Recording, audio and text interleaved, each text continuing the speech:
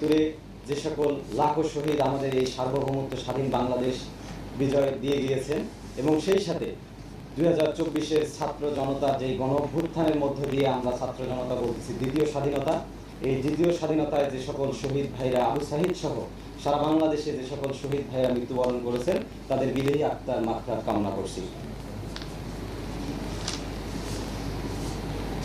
মাননীয় উপদেষ্টা, বেগম রোকেয়া বিশ্ববিদ্যালয়ের পক্ষ থেকে আমি আপনার কাছে কিছু প্রস্তাবনা পেশ করতেছি।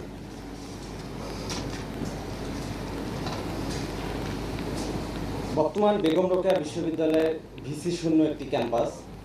আমরা চাচ্ছি সৎ, যোগ্য, নিরপেক্ষ এবং জাতীয় একজন ব্যক্তিত্ব আমরা যেন বেগম রোকেয়া বিশ্ববিদ্যালয়ের একজন ভিসি হিসাবে দেখতে চাই। ক্যাম্পাসের একাডেমিক, প্রশাসনিক শৃঙ্খলা ও শিক্ষার্থীদের নিরাপত্তার স্বার্থে সকল ছাত্র, শিক্ষক, কর্মকর্তা, কর্মচারীদের